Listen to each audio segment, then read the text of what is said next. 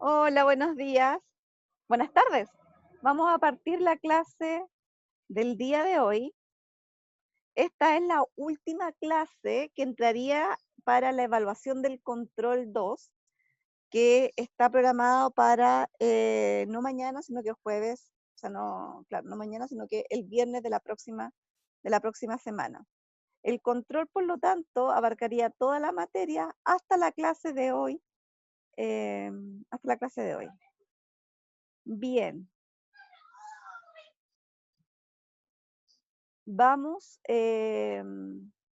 a comenzar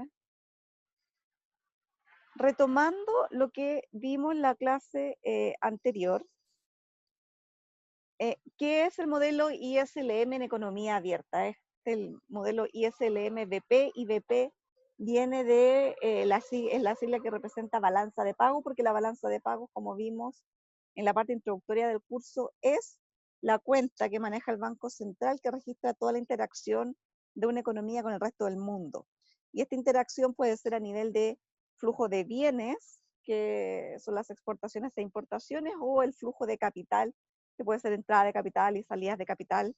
Vimos que las exportaciones y las importaciones se mueven de acuerdo al precio de los bienes, al ingreso de los que compran, y los flujos de capital se mueven por las rentabilidades esperadas que pueden tener en los diferentes mercados, y eso es se compone de la rentabilidad en la moneda local, medida por la tasa de interés, más la expectativa del tipo de cambio, ¿no es cierto?, que puede variar entre el momento en que ingresa el capital y el momento en que se retira.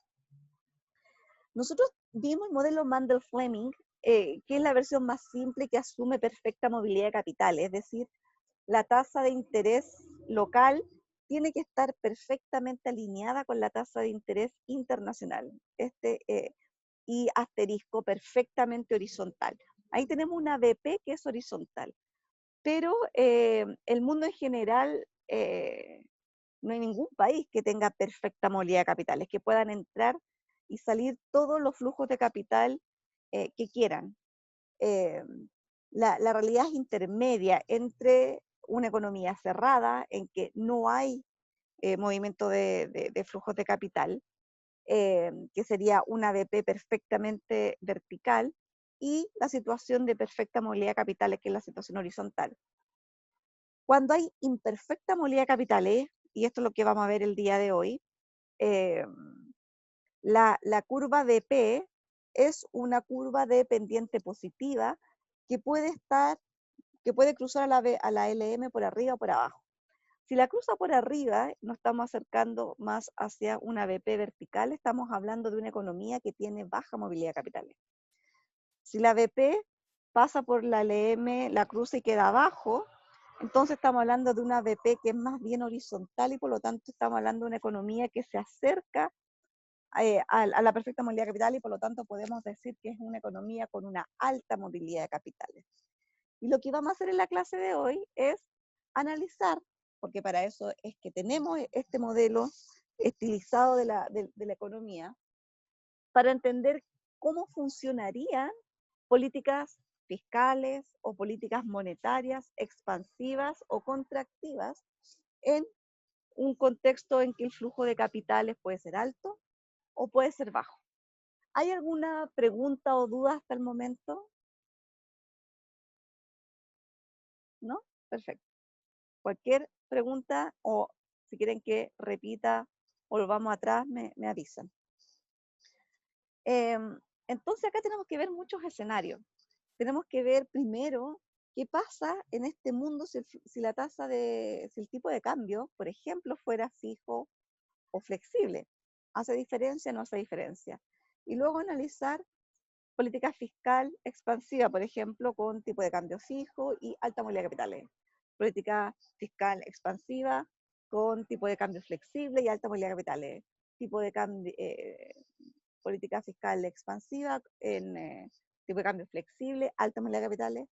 Política fiscal expansiva, tipo de cambio flexible, alta movilidad de capitales. Entonces, eh, la idea no es que obviamente se aprendan de memoria los resultados, la idea es que aprendamos a trabajar en el contexto del modelo, a analizar estas situaciones.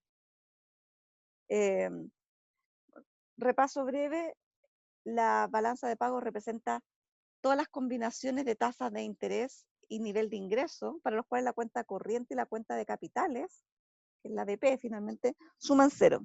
Es decir, todos los puntos que están sobre la BP son puntos de equilibrio en el mercado de divisas, así como todos los puntos de la IS son los puntos de equilibrio en el mercado de bienes, y la LM son todos los puntos de equilibrio en el mercado del dinero. Lo que queremos es encontrar la tasa de interés y el nivel de ingreso o PIB de una economía en que los tres mercados están en equilibrio simultáneamente. Ahora, sabemos que la balanza de pago siempre es igual a cero. ¿Y por qué siempre es igual a cero? Porque todo el movimiento de bienes que se registra en la cuenta corriente se financia con los flujos de capitales que se registran en la balanza, en la cuenta corriente, en la cuenta de capitales. Y por lo tanto, la cuenta de capital financia el saldo de la cuenta corriente. Y por lo tanto, es cero. Lo que se mueve en bienes tiene su correlato en el flujo de divisa y por lo tanto tiene que ser equivalente. Pero muy distinto un 10 menos 10 que un 500 menos 500. Si tenemos una balanza de pago en que es 10 menos 10, quiere decir que tenemos bajo intercambio con el resto del mundo. Si es 500 menos 500, quiere decir que tenemos un intercambio muchísimo mayor. Y por lo tanto, cuando tenemos un intercambio muchísimo mayor, necesitamos un nivel de divisa muchísimo más alto también. Entonces, es distinto el equilibrio que se alcanza cuando una economía requiere alta cantidad de divisas a cuando requiere una baja cantidad de divisas. ¿Mm? Hayamos visto, o me parece que es, sí lo vimos, que cuando la balanza de pagos, que obviamente es igual a cero siempre, pero tiene implícita una alta cantidad de divisas. Estamos hablando de una balanza de pago, de la recta balanza de pago, que está bastante a la derecha. Cuando el intercambio con el resto del mundo es bajo, estamos hablando de una balanza de pago que está más hacia la izquierda, no cambia su pendiente, evidentemente es un traslado. ¿Mm? Cualquier punto que esté por abajo, por encima de la recta BP igual cero, quiere decir que hay un déficit de divisa o un exceso de divisa, y por lo tanto eso no se puede sostener, y en algún momento va a tener que bajar la tasa de interés, el nivel de ingresos se ajustará para para retornar a una situación de equilibrio. Si estamos con, por ejemplo, un exceso de demanda de divisas, puede ser, por ejemplo, porque la gente tenemos un ingreso disponible alto y queremos importar hartos bienes y no tenemos las divisas suficientes.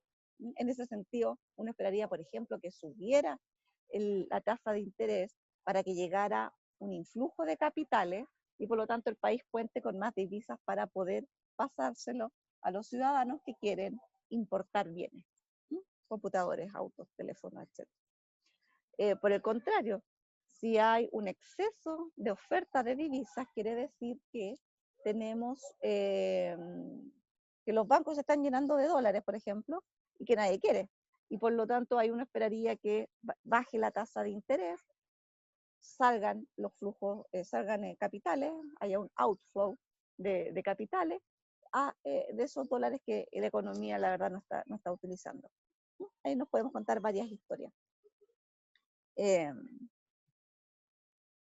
Cuando el régimen del tipo de cambio es flexible, necesitamos, va a haber un ajuste en el tipo de cambio, ¿no es cierto? Si la tasa de interés sube y entra en capitales, entonces quiere decir de que van a haber más dólares, y si hay mayor cantidad de dólares, el precio del dólar baja, y si el tipo de cambio es flexible, entonces el tipo de cambio va a bajar. Pero ¿qué pasa cuando el tipo de cambio está fija? Hay un compromiso del banco, de la política monetaria, en este caso el Banco Central, en que el valor del tipo de cambio no va a cambiar. En ese caso, lo que hace el Banco Central es utilizar sus reservas internacionales. Y ya lo habíamos comentado, sale a comprar y vender eh, eh, bonos en dólares, por ejemplo, para poder mover esta cantidad y manejar esta cantidad de exceso de dólares, por ejemplo, o de demanda de dólares, para poder mantener el valor de la divisa en el valor prefijado.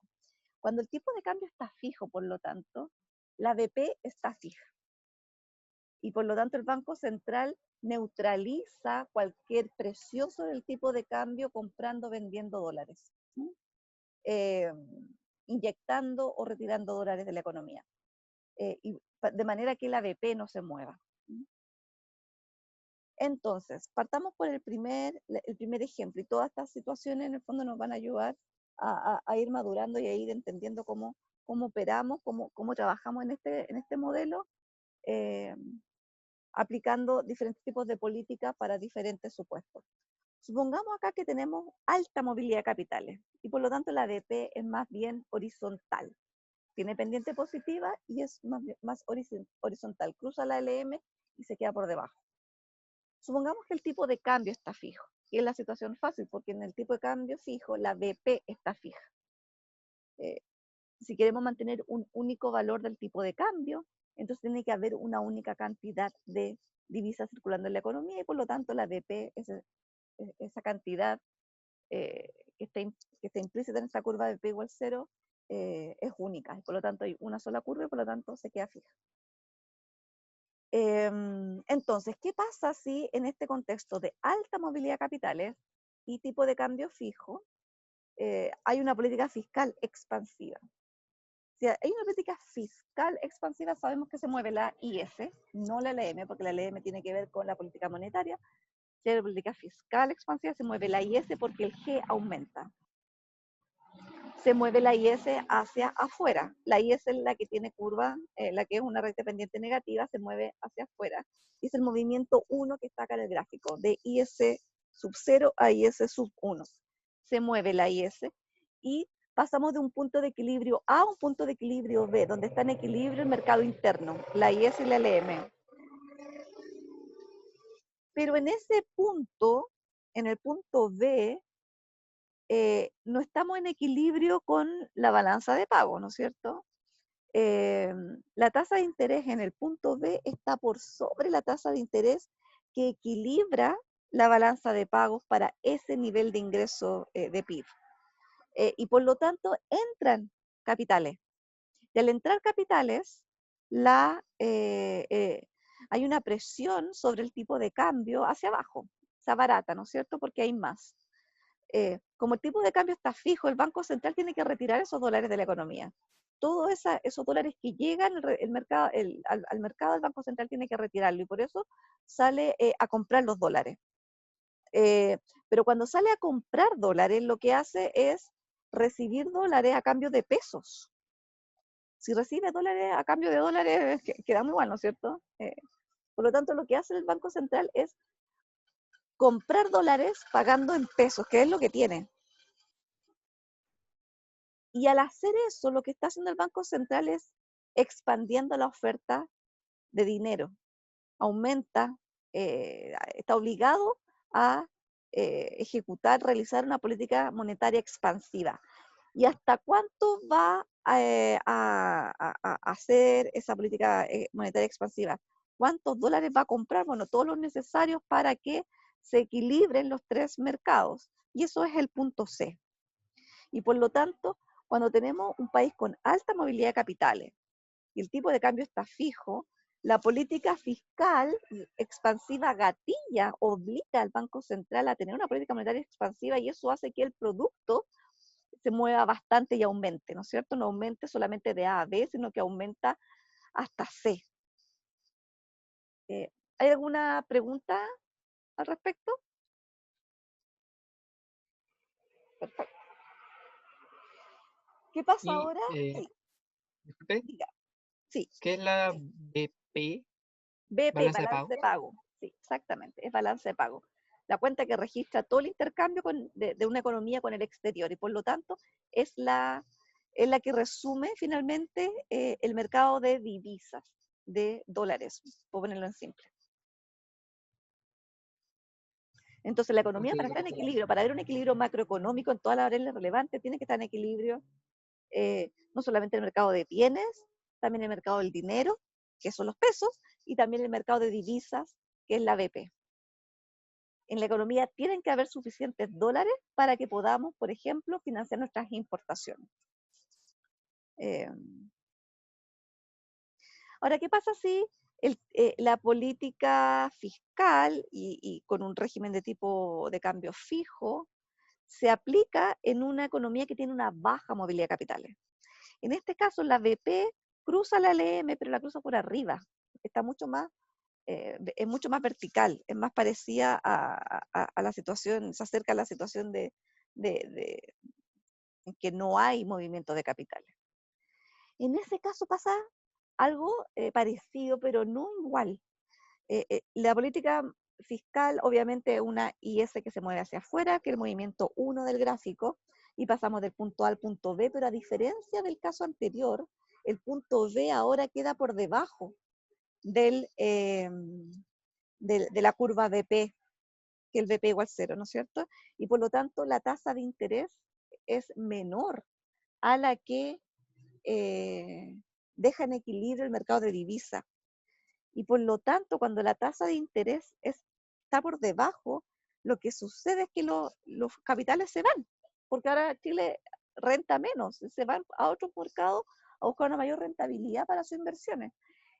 Y por lo tanto, cuando salen dólares, el dólar lo que pasa ahora, en vez de hacerse más barato, se hace más caro porque hay menos. Y aumenta el tipo de cambio, hay una presión a que aumente el tipo de cambio, pero el Banco Central no puede dejar que el tipo de cambio aumente. ¿Por qué? Porque está comprometido con un tipo de cambio fijo. Y por lo tanto lo que necesita es compensar todos los dólares que salieron con una emisión de dólares, o sea, un ingreso de dólares en la economía, una inyección de dólares en la economía. Y lo que hace, por lo tanto, es salir a vender dólares. Y por lo tanto, cuando vende dólares, lo que recibe es dinero. Y por lo tanto, lo que está haciendo es una política monetaria contractiva. ¿Y hasta cuándo va a hacer eso? Hasta que, bueno, se restituya el equilibrio en los tres mercados, y eso se logra en el punto C. Y a diferencia del caso anterior, el punto C no está a la derecha del punto B, acá está a la izquierda. Y por lo tanto, cuando tenemos un mercado, una economía con una baja movilidad de capitales, el impulso fiscal se ve contrarrestado por la política monetaria, no se ve aumentado, no se ve expandido por la política monetaria. En el caso anterior, con una alta movilidad de capitales, la respuesta del Banco Central era también expansiva. Con una baja movilidad de capitales, la respuesta es contraria. ¿Mm? Eh, Eso. ¿Hay alguna pregunta en esto? Perfecto. Podemos repetir los dos ejercicios anteriores, pero partiendo con una política monetaria, no con la política fiscal. Es el Banco Central el que decide, por ejemplo, en este caso, con tipo de cambio fijo y alta movilidad de capitales, hacer una política monetaria expansiva. Y este caso es el más trivial de todos, porque ya ustedes imaginarán, una política monetaria expansiva se mueve del M0 a una curva paralela, pero a la derecha. Eso hace que nos ubiquemos en el punto B. En el punto B, la tasa de interés está por, por abajo de ISLM, perdón, está, acá me faltó una letra intermedia, eh, está por encima, y es el mismo Banco Central finalmente el que tiene que salir a contener las presiones para, sobre el tipo de cambio, haciendo exactamente lo contrario que hizo inicialmente. Si antes salió a comprar bonos para inyectar dinero en la economía, ahora eso hizo que retirara, que la tasa de interés bajara. Necesitamos ahora volver al equilibrio inicial, y el Banco Central finalmente, cuando tenemos un tipo de cambio fijo, no puede hacer política monetaria. ¿Mm? El Banco Central es completamente inefectivo. ¿Por qué? Porque no puede manejar la oferta de dinero y mantener el tipo de cambio fijo. Eso explica también que cuando en el pasado la mayoría de los países tenían tipos de cambio fijos, los bancos centrales, en términos de estabilizar el producto, no tenían un rol. No podían hacer política monetaria. A medida que el tipo de cambio se, se flexibiliza, y lo vamos a ver en los ejercicios más adelante, ahí la política monetaria vuelve a tener un rol. Pero mientras el tipo de cambio es fijo, la política monetaria es completamente inefectiva.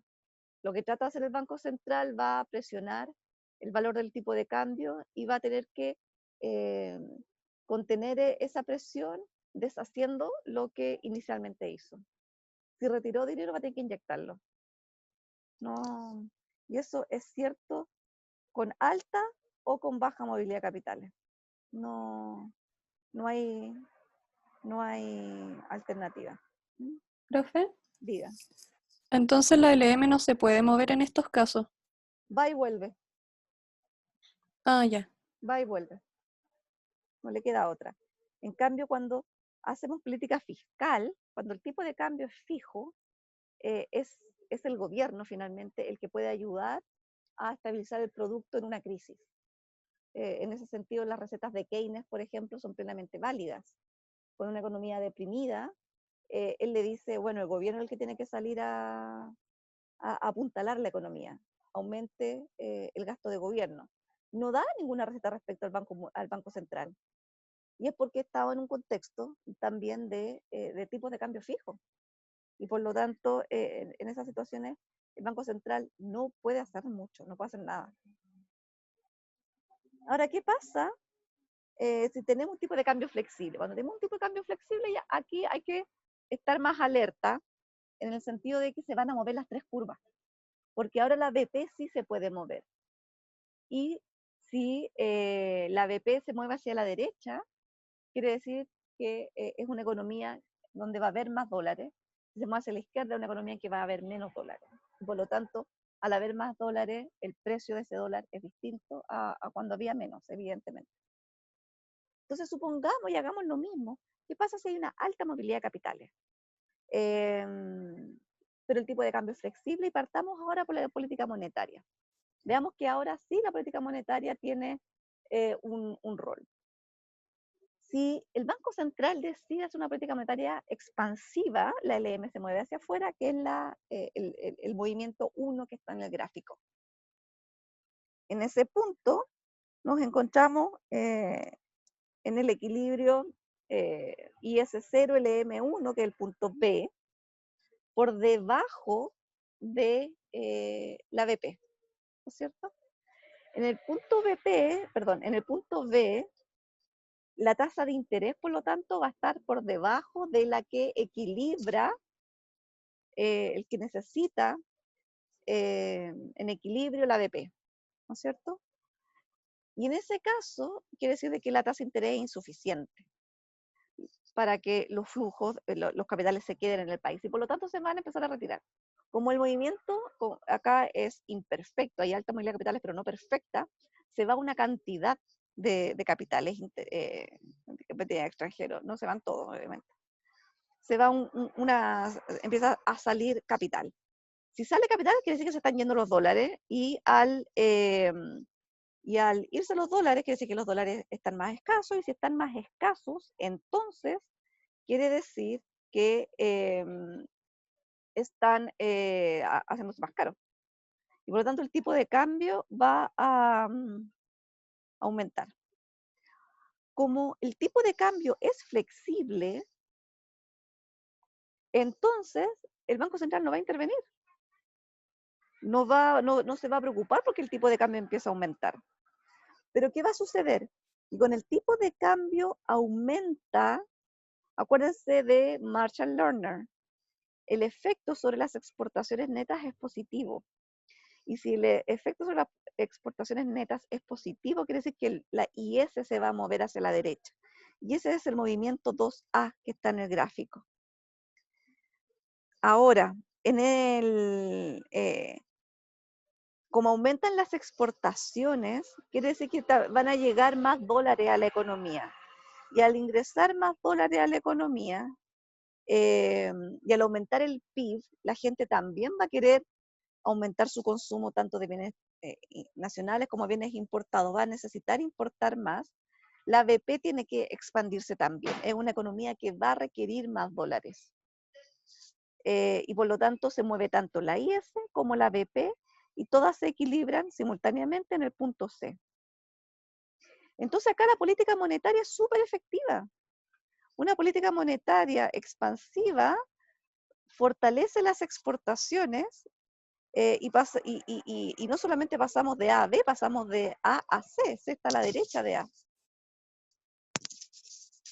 Entonces es bien interesante porque este modelo nos dice, y por eso esto es un buen modelo, porque predice bien, que si tenemos un tipo de cambio fijo, la política monetaria no tiene ningún rol.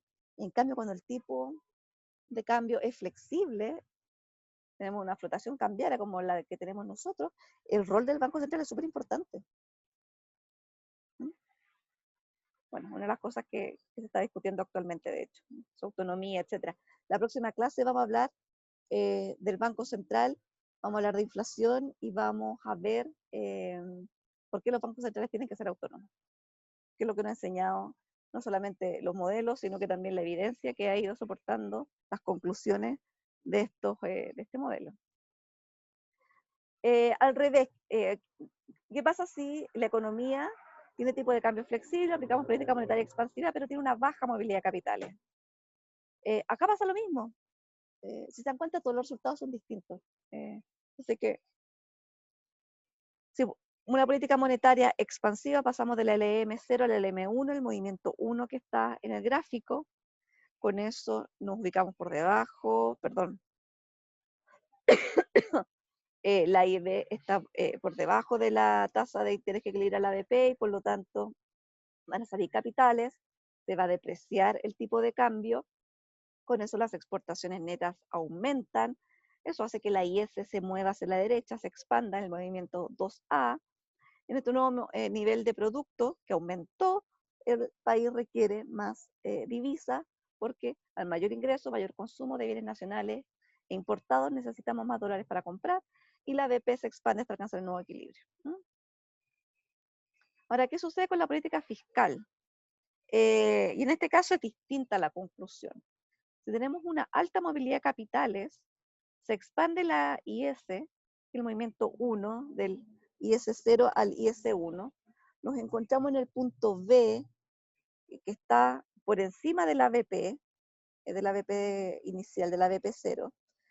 Es decir, la tasa de interés interna está por sobre la que equilibra el mercado de divisas y por lo tanto vamos a tener un influjo de capitales que va a abaratar el tipo de cambio, va a abaratar, va a ser más abundante la divisa, ¿no es cierto? Y por lo tanto va a bajar el tipo de cambio, se va a apreciar en vez de depreciar, y por lo tanto el impacto sobre las exportaciones netas es negativo.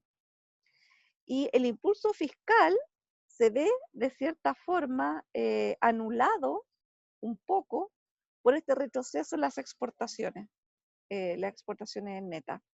Pero no completamente, se devuelve un poco del punto B al punto C, y en el punto C finalmente se alcanza también el equilibrio porque a un mayor ingreso necesitamos mayores divisas para poder comprar las importaciones que demandamos. Entonces acá la política fiscal es menos efectiva que la política monetaria. La política monetaria se ve reforzada, ¿no es cierto? En este caso, acá se ve un poco aminorada por el movimiento, por una contracción de las exportaciones netas debido a la apreciación del tipo de cambio. De todas maneras, se produce un impacto positivo en el PIB. Ahora, si la movilidad es baja, es distinta la historia. Acá se mueve la IS, pero como estamos por debajo de la BP, porque acá la movilidad es baja y por lo tanto la LM cruza por arriba la LM, van a salir capitales, y si salen capitales, el tipo de cambio aumenta porque las divisas están más escasas, y por lo tanto acá no se contraen las exportaciones netas, acá aumentan. Y por tanto, en un contexto de baja movilidad de capitales, tipo de cambio flexible, la política fiscal expansiva, no, la IS se mueve dos veces, por el impulso inicial del delta G y luego por el aumento de las exportaciones netas. La BP se ajusta a la nueva necesidad de divisas, a un nivel mayor, que en el punto C. Bien, eso era lo que les tenía preparado para la clase de hoy. Esto cierra el modelo ISLM. Nosotros, el modelo ISLM es, en resumen y con todas sus complejidades, es lo que está a la derecha. La IS, que refleja el equilibrio del mercado de bienes, la LM, el equilibrio del mercado del dinero. Cada uno tiene su origen en un gráfico, ¿no es cierto?, anterior, que es donde se va determinando cada puntito que componen esas rectas. La IS, por ejemplo, es donde tenemos gasto igual ingreso, la cruz keynesiana. La LM tenemos la oferta de dinero y la demanda por dinero. Y el tercero es la balanza de pago. La clase pasada vimos perfecta movilidad de capitales, hoy día vimos imperfecta movilidad de capitales. Vimos que se complica bastante el análisis, la conclusión, el efecto de las políticas en diferentes contextos es distinta. Pero ya con esto, ya tenemos un marco de análisis que nos permite entender en una economía en que no hay presiones inflacionarias, cuáles son los impactos sobre el producto, la tasa de interés, los flujos de capitales, el tipo de cambio, la inversión. Este modelo, que es bastante sencillo, nos permite entender y explicar y poder predecir muchas cosas. Mañana tienen el CTP1, es ISLM en economía cerrada. Para el control 2 va a ser ISLM completo con economía cerrada, economía abierta. El lunes partimos con inflación, teoría cuantitativa del dinero. Y la clase del jueves, también, el jueves no va a haber clase, va a tener clase auxiliar. ¿Bien? Eso. Profe, Diga.